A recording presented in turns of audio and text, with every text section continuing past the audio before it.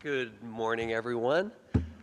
Welcome. I want to start by extending my thanks to Christy Yeutter, hiding in the back somewhere, to Jill and to Cheyenne for this generous invitation to share this opening keynote. I'm honored to be here with such a talented and committed group of scholars and practitioners who've dedicated their lives to strengthening a trading system that has helped to build broadly based wealth both here in the United States and across the world. Also pleasure to be here with a group of excellent and motivated students. I can see some of your faces out there in the audience looking to carry on this important work in their own careers. For all of its many challenges, and we will talk over the course of today about the many challenges, the modern trading system is one of the great accomplishments of human ingenuity and cooperation. Adam Smith rightly noted the human propensity to truck, barter, and trade is as old as human civilization. But the creation of a global rules-based system for organizing trade on a once unimaginable scale was an extraordinarily successful undertaking by any reasonable measure. I was privileged enough to be there when the agreement that created the World Trade Organization was concluded, and it's still one of the high points of my professional life. As the World Trade Organization's most recent World Development Report noted, between 1995, when the World Trade Organization was created, and 2022, extreme poverty in developing countries fell from 40% of the population to 11%, driven in no small part by growing trade opportunities. Those countries that were engaged in the global trading system were the ones that have grown the fastest.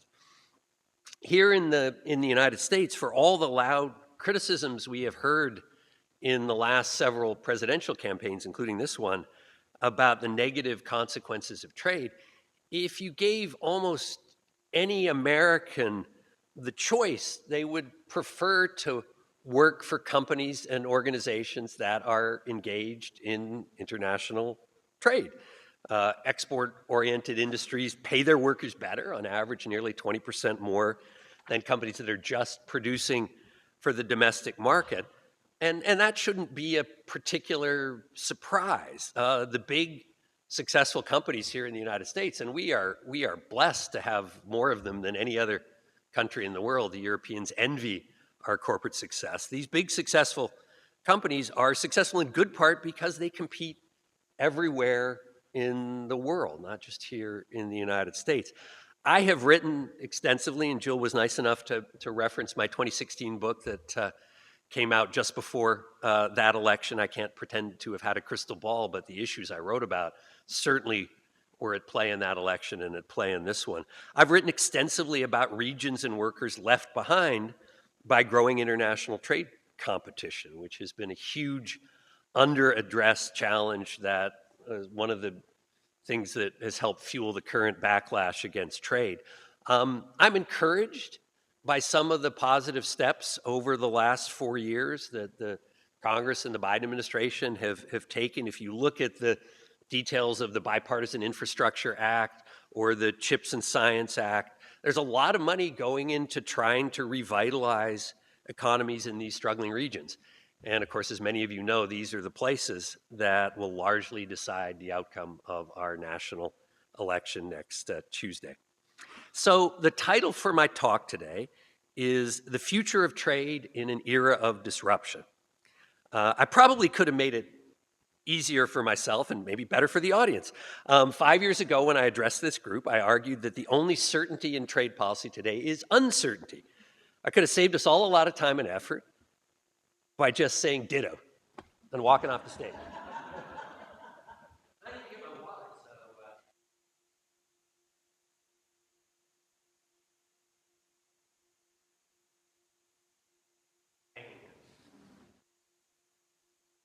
so I won't do that. Instead, I am going to try to make the case that it is still possible to reframe our discussions of trade in ways that can allow for positive progress.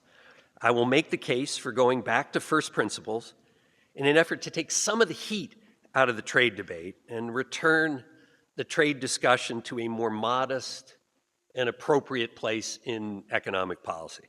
I may eat my words after next Tuesday, but here goes. I do not want to understate the challenge here. We do indeed live in a time of extraordinary uncertainty, the most unpredictable time of my life.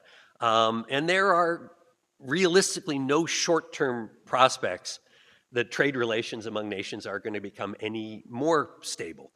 I'm not just talking about this election, though we do, I think, need to take Donald Trump quite seriously when he says that he will impose high tariffs, perhaps 60% or more in the case of Chinese goods, on a broad range of imports. Kim Klossing and Mary Lovely at the Peterson Institute have estimated that at the higher level of Trump's threats, a 20% across-the-board tariff and 60% on Chinese imports, the average American family will see a $2,600 loss in income, with poorest families being hit the hardest. I have not seen good estimates of the likely costs of retaliation by other countries, but we know for certain that there will be retaliation, and our agriculture sector here in Nebraska and elsewhere is usually the primary target. There was a story in Politico last week with European officials saying that if Trump imposes new tariffs this time, they're going to hit hard and they're going to hit back quickly. Last time after the steel and aluminum tariffs, the Europeans moved pretty slowly to retaliate. The paper quotes a senior EU diplomat saying, "Last time we didn't believe how far Trump would actually go. This time we've had time to prepare. Europe has changed a lot and we will be ready to act." And the last time, for those of you who remember it, and I'm sure quite a few in the room here do, it was pretty bad. In response to the 2018 tariffs on imported steel and aluminum, and then more broadly on imports from China, other countries raised their own tariffs on U.S. goods, much of it targeted at U.S. farm exports. The U.S. Department of Agriculture later reported that the export losses to U.S. farmers between mid-2018 and the end of 2019 were more than $27 billion. It's safe to say the losses this time around would be much higher than that. And I will note again, as I have in previous talks here, that the consequences could go well beyond trade. The Director General of the WTO warned last week that, quote, "So far as trade is concerned, the times are not only troubled, they are tense. I hope we are not on a path that leads back to the sort of economic disorder that came before Bretton Woods, disorder that was followed by political extremism and war." So again, the stakes we're talking about here are not small. Kamala Harris has taken a more nuanced, though not very detailed, position on trade. She says she favors strategic tariffs, which appears to refer mostly to tariffs on China, though the definition's a bit murky. Her campaign hasn't really clarified what she means by that. U.S. Trade Representative Catherine Tai earlier this month was speaking at a steel plant in Pennsylvania. I think every steel plant in Pennsylvania has been the venue for a political rally in this election. But she referred to tariffs that, quote, "can be used constructively to level the playing field, to give us all a fighting chance." She contrasted that with how tariffs can be used, quote, "recklessly," which I'm guessing was a veiled reference to the Trump proposals. Harris has tried to distance herself from across-the-board tariffs, which she has called a national sales tax that would hurt middle-class families. I think I even saw an ad in Game 2 of the World Series with an Alabama voter who said he'd voted for Trump twice, but wouldn't do it again because of the national sales tax. So she's made that a part of her political pitch. But none of this should be misread to conclude that Harris is any sort of free trader. She was one of only 10 senators to vote no on the U.S.-Mexico-Canada agreement, which is going to be the subject of one of our panel discussions this morning. She said that it did not do enough to protect the environment. She's in a very small minority. I think the vote was 89-10 in the Senate, and she was one of only 10. All of this, of course, is taking place against the background of an ever more conflictual international environment. We've seen China doubling down on industrial subsidies and export-led growth, creating huge and distorting overcapacity in sectors from solar panels to electric vehicles. Among the bills before Congress over the last year was the China Trade Relations Act, introduced by Republican senators, including VP candidate J.D. Vance, which would strip China of the permanent normal trade relations status that it gained when it joined the WTO in 2001, another debate that I was privileged to get to cover as a reporter. Russia, of course, has largely been cut off from the trading system with the West as a consequence of the war. U.S. trade with Russia is down from $30 billion in 2019 to $5 billion last year, likely less this year. So back to my topic on the future of trade in such an environment. In an environment like this with serious divisions, both domestically here at home and internationally among nations, can we find our way back to a more sensible, forward-looking trade policy? The last time I was privileged to speak to this group a couple of years ago in 2022, I focused more on the mechanisms that might allow for some progress. Friendshoring, which was just sort of entering the lingo, which we all know about now, which is expanded trade among allies. I talked about values-based trade, labor and environment. Should we be trading more with countries that share our values and our standards? Talked about a new modest work agenda for the WTO. In retrospect, I think I needed to go further back, not just to mechanisms, but to first principles. Trade has become so contentious in our political debates that I think a new set of arguments is needed for why it matters and how to address some of the negative consequences of trade without throwing out all of the many benefits.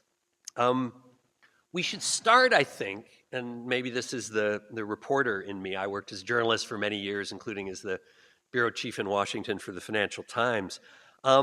I think we should start by trying to get the trade debate back onto a more solid factual grounding. I mean, however you intend to vote, we all know that Trump and the Republicans are making absurd claims for the revenue that would be raised and the jobs that would be created by stiff tariffs. Even if you believe that tariffs may be warranted under some circumstances, the notion that tariffs are going to create a great American economic revival is belied by all the economic research out there. So we know that claim is not true.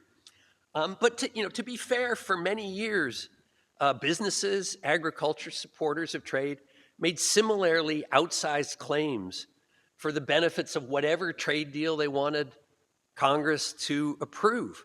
One of the more unfortunate claims was made by the head of the U.S.-China Business Council, lovely guy who actually is retired out in my neck of the woods now in Washington State. But in the debate over granting permanent normal trade relations to China, which required a vote of the Congress, he said that, quote, opening China's markets to U.S. products and services under this agreement is the biggest single step we can take to reduce America's growing trade deficit with China. Trade deficit today is 4 or 5 times what it was in 2001. And he probably, I've actually never asked him about this. I want to stay on friendly terms. But he probably knew that wasn't true, right? I mean, that the main advantage China would gain from joining the WTO was that foreign companies, including American companies, would invest there, and they would export products back to the United States and other countries. So there have been distortions, serious ones, on both sides of this debate. At its best and worst, the costs and benefits of trade for the United States are far more modest than is claimed in the political debates. The International Trade Commission in 2019 was asked to study the potential impacts of the then being negotiated USMCA, and the ITC estimated it would raise US GDP by $68 billion. That's 0.35% of the economy, and create 176,000 jobs, which is 0.12% of the US total. Now, I mean, we can quibble about the ITC's methodology. It's conservative in some ways, but these are rounding errors in the huge American economy. The modest impact should not be a surprise. The United States economy depends less on trade than most economies in the world, and even significant liberalization is only going to have small overall benefits for the economy. And on the downside, while the costs of trade are concentrated and do need to be addressed, on a national scale they are not large. Even the upper bound estimates of 2.5 million jobs lost to Chinese competition during the 2000s is a tiny number in an economy where tens of millions of jobs are lost and created every year. So can we actually start to have a more factually grounded discussion on trade? Some things, I think, should be relatively uncontroversial and should be able to cut through some of the noise in the debate. First, trade generates wealth through the basic laws of comparative advantage that all of the students here in this room study, through competition, through greater efficiency, through innovation. That is a good thing. There is no question that the world is far wealthier as a result of the fact that we now have trade occurring on a global or near global scale. If we move back into more autarkic, insulated economies, the world will be poorer. There is no question about that. That's not really a debatable proposition. Secondly, the wealth created by trade is not equally distributed and sometimes exacerbates wealth inequalities, both across regions and among individuals. Globally, I use Richard Baldwin's excellent book, The Great Convergence, in my classes. Globally, trade has reduced inequality quite dramatically, right? It's helped the poorer countries rise on a global scale. There's a lot less inequality than there once was. But within countries, you can make lots of arguments for why trade may exacerbate inequality. And you just think about it logically. You know, if companies are competing on a global scale, if you have a product that's selling globally, there's an awful lot of benefits that accrue to a smaller number of individuals and organizations. So trade can reduce inequality globally while increasing it domestically. And we know if that inequality is not addressed effectively, that political support for trade liberalization is going to be undermined. And that's some of what we're living through here in the United States.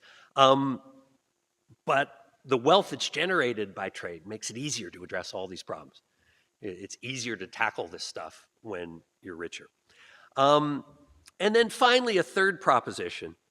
Trade is a tool to create wealth, to encourage innovation, to improve living standards, but it's not an end in itself. And I think sometimes we have forgotten that.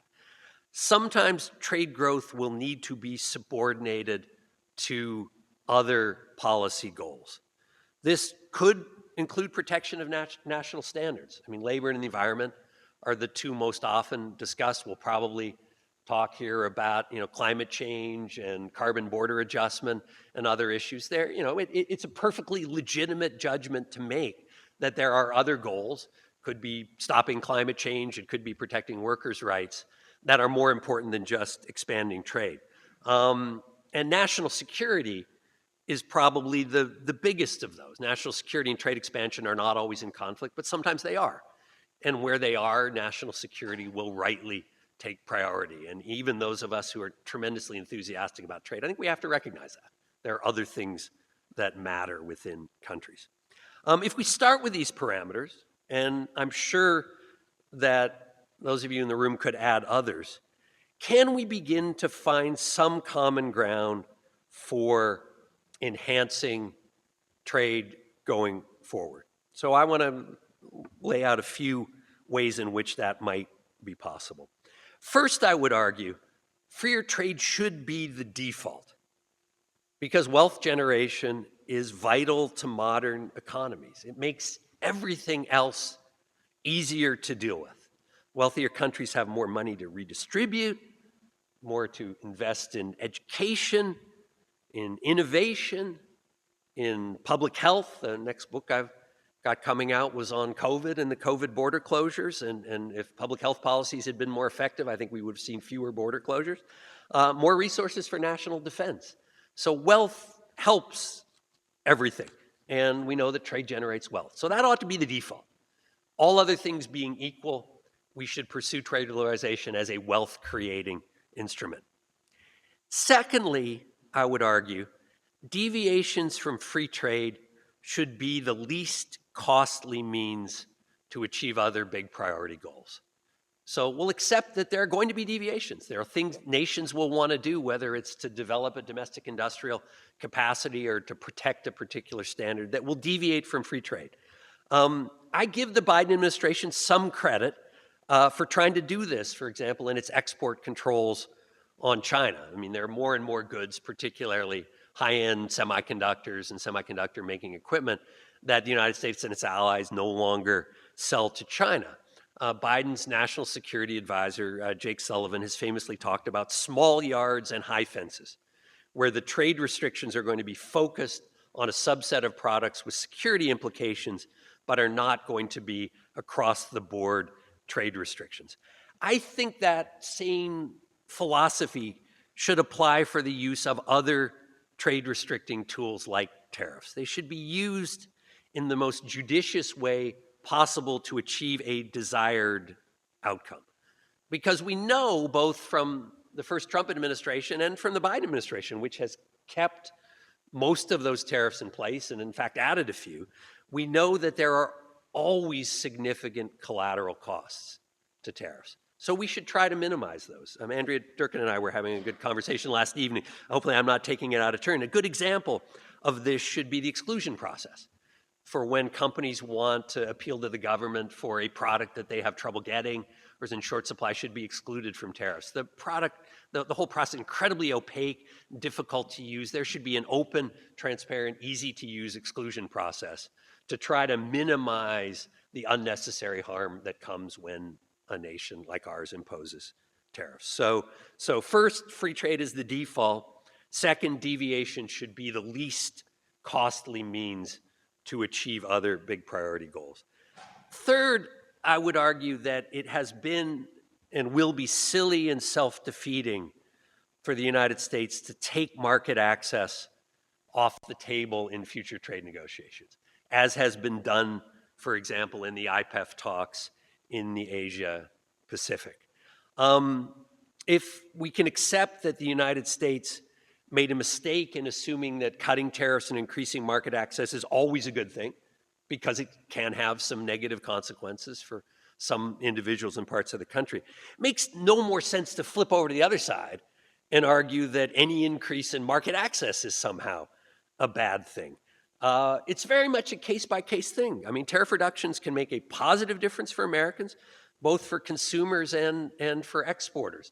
To take just a small example from my home state of Washington, the United States in last year successfully negotiated with India to lift the additional 20% tariff that India had put on imported apples in response to the steel and aluminum tariffs. That destroyed what had been a $120 million market for Washington state apple exporters.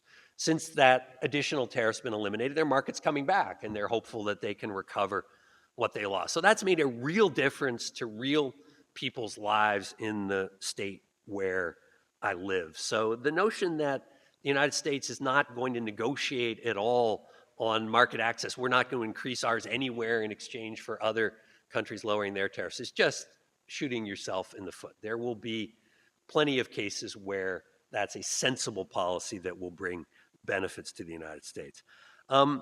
Fourth, as I mentioned briefly above, we need to get serious about dealing with the dislocations from trade.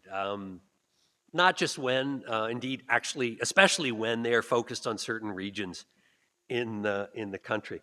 One of the things I find really tragic about this election, I mean, those of us who work in Washington, and I don't want to try to inflate my own role in any of these things. It's been small, but in the book I wrote, Failure to Adjust, I worked later for I directed a Council on Foreign Relations task force on the future of work.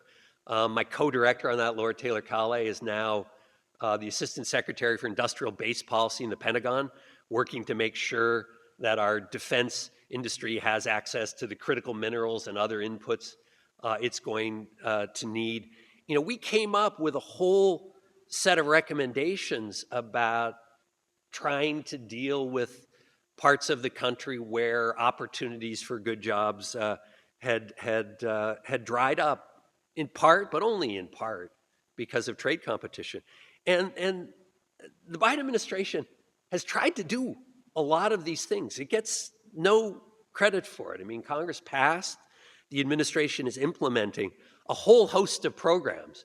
Google place-based industrial policy, if you want to. My former STAR research associate, Rob Maxim, is now working at Brookings on these issues. But this is about trying to use sensible government incentives to attract new industries with capacity for high-end job growth into these regions that got left behind by trade. If you look, about 60% of the new federal investments in wind, solar, and batteries, other clean energy technologies, go into red states. But sadly, none of this is well understood in the country, and the Biden administration has really gotten no credit for this at all. So there's more we need to do on the dislocation, helping people left behind front, but we made more progress in the last 4 years than in any previous administration. Finally, I would argue we need to be more creative with trade tools that went dormant for a long time, and we can talk about why they went dormant with the creation of the WTO. But just to take an example, there's an urgent need. Wherever you stand on climate issues, I think we can probably agree there's an urgent need to get more Americans into electric vehicles. But they have to be good, they have to be affordable. And there's no short-term likelihood that U.S. companies are going to be able to bring the cost down quickly enough to appeal to all segments of the market. Yet we currently have 100% tariffs on Chinese EV imports, which totally freezes them out of the market. I mean, why not do the kind of thing we used to do with Japan, which is to negotiate a tariff rate quota with China, where some limited number of vehicles, hopefully at the lower, you could do all this with the trade tools, lower end vehicles, affordable for ordinary consumers, vehicles that are not profitable for U.S. companies to produce. Some of those can come into the market. I was chatting with an Amazon executive the other day. They've made a corporate commitment to have a zero emission vehicle fleet by 2030. And they're completely scrambling to figure out how to do that, given that they can't import any of these vehicles from China. So why not negotiate an arrangement that makes some import of low-end Chinese vehicles possible?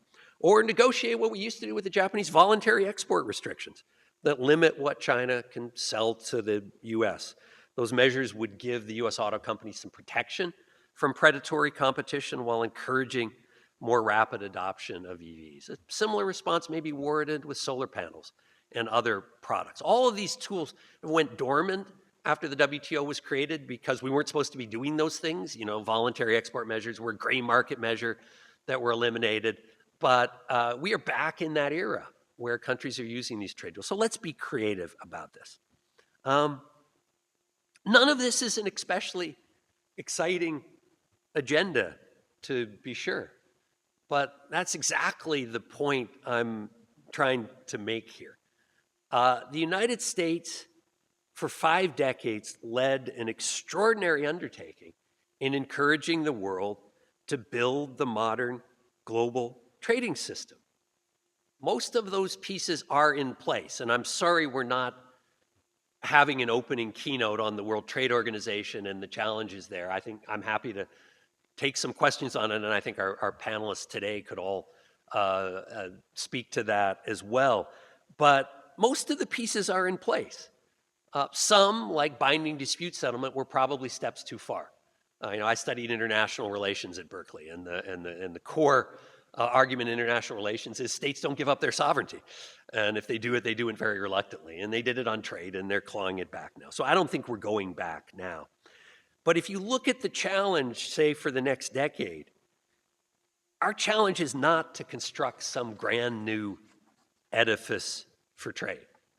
The challenge is to prevent damaging backsliding, with all the harm that does to companies, to farmers, and to others, to pursue modest new opportunities, hopefully modest tariff reductions, other market access, where those opportunities arise, and to find the best possible balance between expanded trade and other national priorities.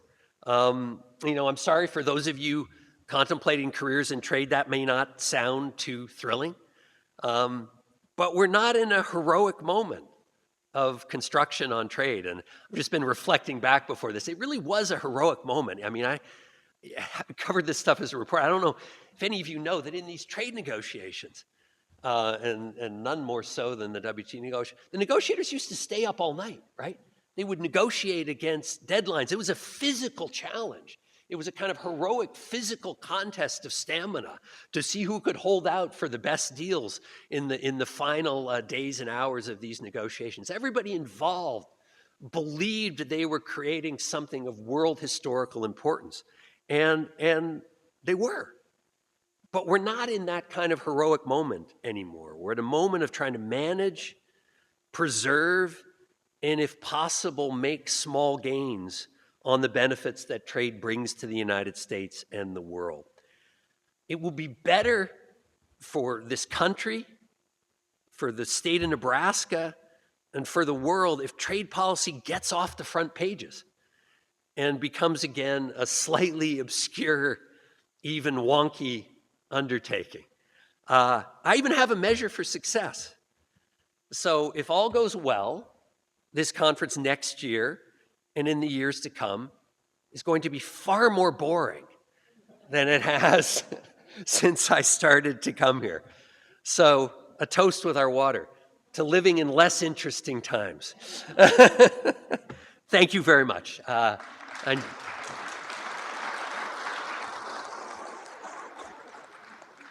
think I have about 10 minutes for questions if people want, Jill, and I'm looking forward to the rest of the conference. We have some great panels coming up. So happy to take questions or listen to vigorous rebuttals or whatever it is folks would like to say. Can you hear me? Meredith over here has a question. Can you hear me?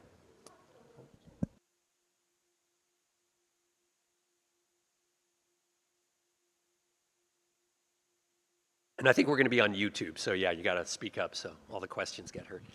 Meredith Broadbent with CSIS.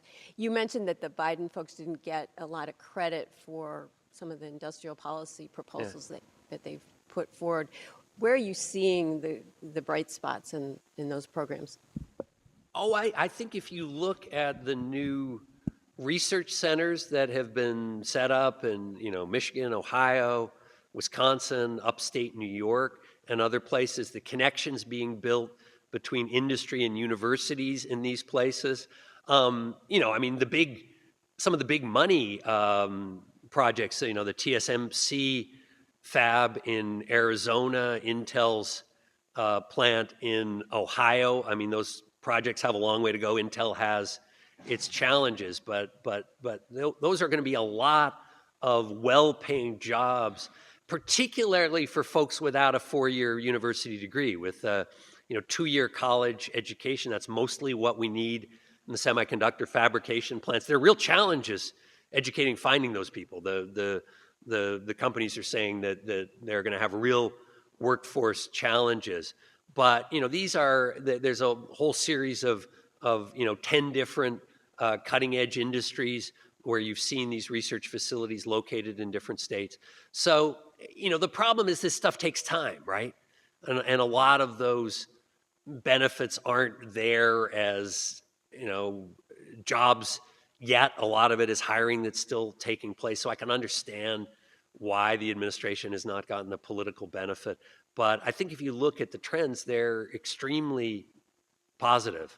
And I'm enthusiastic about what the administration has done. I hope that if Donald Trump is elected, he will take a look at some of these initiatives and say this actually fits with an agenda of trying to revitalize manufacturing in the United States. But that's not what he said. He said this is wasteful government spending and he's going to eliminate it. So we'll see. I mean, a lot of this money was passed by Congress. It's still to be doled out. But I've been encouraged by that. Again, not transformative maybe, but modest steps in the right direction.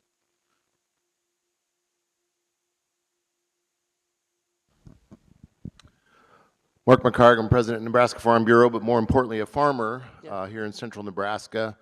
When we think about trade, and I think one of your first principles is that in the U.S., we are not as dependent on trade as some other countries, but in the ag sector, certainly it's That's not true in the ag it's sector. kind of I a know that. monster. Yeah. And so when I look forward, I chair our American Farm Bureau Trade Committee.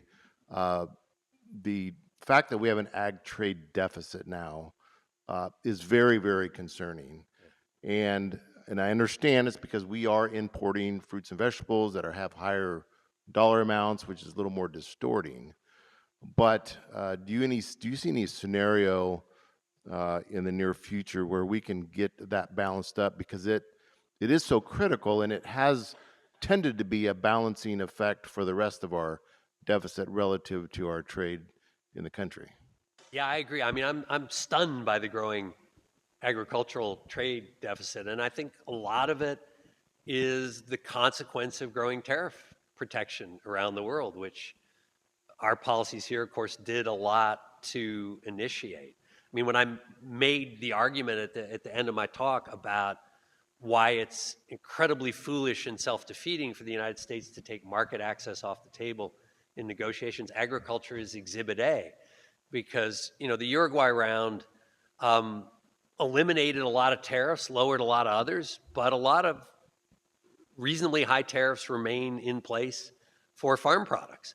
And you can see from the free trade agreements like NAFTA and the USMCA, I mean, agriculture trade is robust within North America, but not so much with the rest of the world, because there are still a lot of high barriers in place.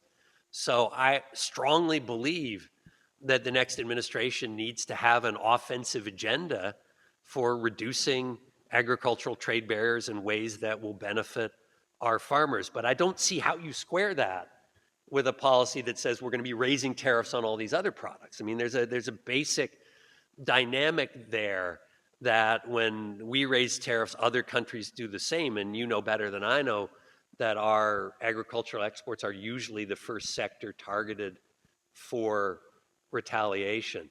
So I don't know that we can have a world where the United States is raising tariffs and then at the same time expecting to open new opportunities for our farmers overseas. I think we're going to have to do one or the other, and we're going to have to decide we're going to limit. And that's partly why I'm arguing that I'm not making this across the board argument that tariffs are always a bad thing. I think sometimes they're necessary. I think certainly with the case of what the Chinese are doing in terms of industrial subsidies and overcapacity, there isn't a lot of choice in some sectors but to impose tariffs, but it should be done in ways that try to minimize harm to all of the places where we have offensive trade interests. And there's nowhere that's more true than agriculture. I wish I had some way to kind of cut that knot, but I don't, and you probably don't either. If you do, let me in on it, please.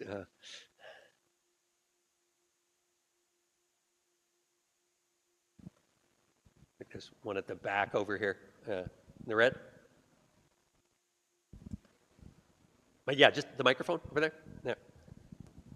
Yeah, thanks for your talk, Mike Boehm, University of Nebraska. I'm curious, in those states like Ohio where you're talking about chip manufacturing and jobs, and you made a point about workforce development. We talk about workforce development all the time.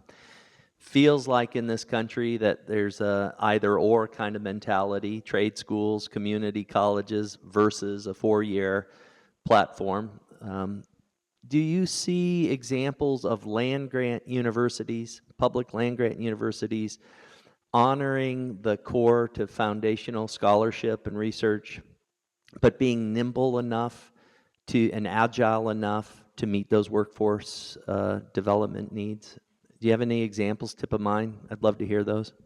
Yeah, I'm afraid I don't. It's a really good question. I wish I had a better answer for you. I mean, in the report we did in 2019, we focused more on things that companies were doing to work closely with universities and community colleges. Toyota in Kentucky has been a standout example of this. integrating its workforce program with local colleges, so you have students doing, a mixture of study and paid apprenticeships at the Toyota plant. And Toyota will, people who come through that, it will, for students who want to go on and get a 4-year degree, Toyota will support that cost. And there are good corporate examples. I can't think off the top of my head about land-grant university initiatives that go in the same direction. There probably are. If you give me your card afterwards, I can check with my former research associate, Rob Maxim, because he's done a lot of good work on the role of universities in these communities. But I don't have a specific answer on the workforce piece, but I'll try to find one for you. Yeah. Carl? Ed, Carlo Dade, Canada West Foundation. In the few minutes that are left, there's a thought that in the failure of the WTO or the disintegration, we're seeing the rise of like-minded trade blocs as a replacement for the WTO. So RCEP versus TPP, the Americans are setting up a trade grouping based around containment of China. Yes. Just your thoughts about this phenomenon. I mean, my 30,000 foot thought is I think that will continue. The part that worries me is do these then become competing rival trading blocs? Because you go back to the 1930s, you had a lot of regional trade arrangements, but they were competitive with each other in ways that were destructive, right? If you're operating, it seems, from a baseline of reasonably liberal trade, which on balance we still are, though it's shakier than it used to be, then I think those arrangements are advantageous, right? There's lots of reasons to expand trade arrangements regionally. The majority of the world's trade, my CFR colleague Shannon O'Neill has a great book on it that came out over the last year. The majority of the world's trade is regional. Regions are, I think, the future of trade. But it needs to be open. It needs to be done in a reasonably open way so that you're not setting up higher barriers against the rest of the world. And I think, you'll probably talk about this on your USMCA panel, but I think that's one of the issues that will be at stake in the discussions about reforming the USMCA going forward. The big concern from the US end is the backdoor in from China. And do we try to construct USMCA as a much more exclusive trading bloc than it already is? And I'm hoping that will not be the case. I haven't seen that happen so far with TPP. It continues in theory to be an open arrangement. RCEP, I suppose, also in theory an open arrangement, though much lower standard of ambition. So yes, I think it's inevitable. I think, if you look at what the United States is doing in terms of supply chain security, we're going to work more closely with like-minded countries. I think all of that is positive as long as it's not rigidly exclusive. And that's what worries me a little bit about the turn towards regionalism.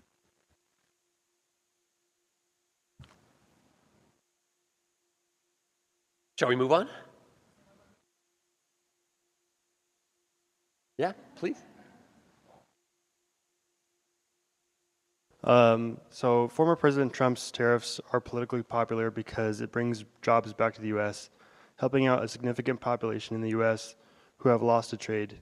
Do you see any specific alternative policies besides tariffs and trade barriers that could help out those who have lost to trade and would actually specifically replace this widespread political will for tariffs and trade barriers? Yeah, thank you very much. Just to be clear, and we do know this from the research, the tariffs on balance actually do not create new manufacturing jobs. There may be certain sectors in which a job is protected, but if you look at the tariffs on China, for example, a lot of it is hitting what we call intermediate inputs. So these are parts that American manufacturers then use to assemble into finished products, be it electronics goods or farm machinery. And so the very high tariffs on intermediate imports, and there's been good research on this, have cost more jobs in those kinds of manufacturing companies than they've protected, say, in the steel companies from the 25% tariff on steel imports. So the former president's claims aside, there actually is no good evidence that tariffs increase manufacturing employment. It tends to do the opposite. In my book, and we've seen some of this, I think, in the last 4 years, I make a range of arguments about things you can do to bolster manufacturing jobs. The workforce training pieces, expanding community college and apprenticeships are a big part of that. I argued in the book for targeted subsidies for industries with growth possibilities. I was really making an argument for industrial policy, which used to be extremely unfashionable, right? The notion that government should be subsidizing sectors of the economy at all was denounced as picking winners and losers. And to be fair, we're going to waste a lot of money doing industrial policy, but will also help us generate successful industries. I mean, through history of the United States, industrial policy has been something governments have done frequently. For a long time, we did it through the Pentagon. I mean, Boeing became Boeing. Hopefully it will continue to be Boeing, in no small part because of Defense Department subsidies. So subsidies, I think, state and local strategies to attract investment, to attract foreign investment, can be extremely important. And then trade is a piece, opening new markets abroad for the products that we're creating. And I know less about agriculture than most of the people in this room, but there are a whole bunch of opportunities there. I mean, agriculture is not just exporting commodities. There are the whole range of food products that come out of that, where you can be innovative and open new markets. Those create good jobs. So I think tariffs are a self-defeating way to try to get to an outcome that we all want, which is to see more good job opportunities for people without 4-year college degrees, and also, quite frankly, a stronger manufacturing industry. I was persuaded years ago by the research on the link between manufacturing capacity and innovation. If you don't make stuff, you're not going to be an innovative economy. And I think we went too far in saying, well, we can be the sort of brain center, but all the actual production is going to take place overseas. That was always a bad idea. So I'm happy to see a correction from that. But again, as I try to argue, tariffs are not a great tool.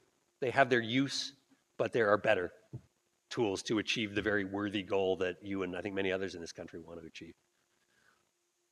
We're good? Okay. Thank you, Jill. Thanks, everybody.